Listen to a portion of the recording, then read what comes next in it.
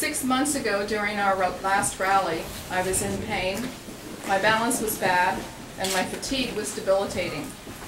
I was not able to drive myself to Halifax for fear of being so tired at the end of the day that I wouldn't be able to drive back home. I was exhausted for 3 days after that rally and was in bed for most of that 3 days. Today I am 4 months post-angioplasty.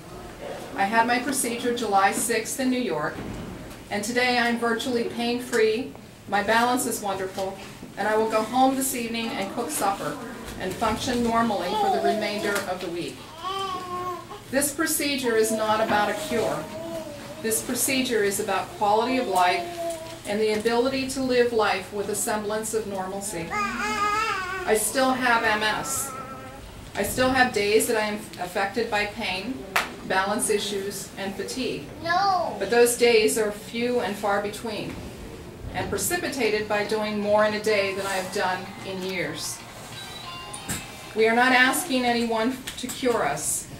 We know we have a lifelong illness. Give us the right to choose our treatment.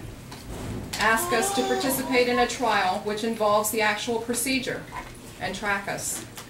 Be the first province to allow this procedure in Canada.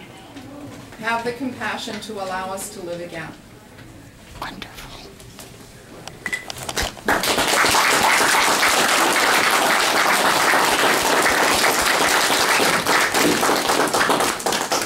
Just hold the mics were in front of you so they don't have to move them again. What's your reaction to this happening today? What Alfie, how it is I think it's tabling? great. Yeah, it's great. What will it mean, do you think? I'm hoping that it means the province allows the procedure to happen in Nova Scotia. What was the cost of getting the treatment in New York, and what assessment did you have to go through prior to that? Where did you do that, and what cost? In New York, they didn't require an assessment, but I went to Barrie, Ontario, to the Barrie Vascular Imaging and had a Doppler done, and I met 4 of the 5 criteria for CCSVI. The cost was $8,000 Canadian, and that included the procedure, my travel, hotel, and meals. That was to both Barrie and New York, or? No, that was just New York. So $1,000 Canadian? 8,000. Oh, sorry. 8,000. And what's the difference in cost? I was under the impression that it was considerably more expensive if you went, for example, to Poland or elsewhere. What's the difference in cost? It is in other places. It depends. People go to Poland or Bulgaria because waiting lists are different. Or like New York, a lot of people didn't know about New York.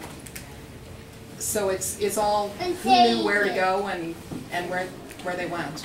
And how long have you had your disease? What's the pattern of your history?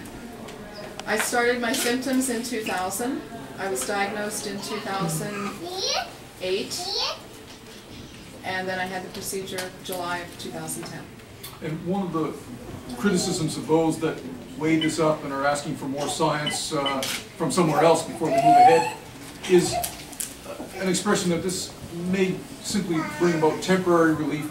I wonder if you could speak about that issue, because I'm sure it's something you've thought about. It doesn't matter to me if it's temporary. If it's temporary, I'll have it done again. I have done more in the last 4 months than I've done in the last year. I'm awake 16 hours a day as opposed to sleeping 16 hours a day. I'm not taking any pain meds that didn't work. I'm living my life. Did physicians tell you how long this procedure will provide those kinds of benefits? They don't know. I see. And is there a time limit that's proposed for this trial that you're suggesting in legislation?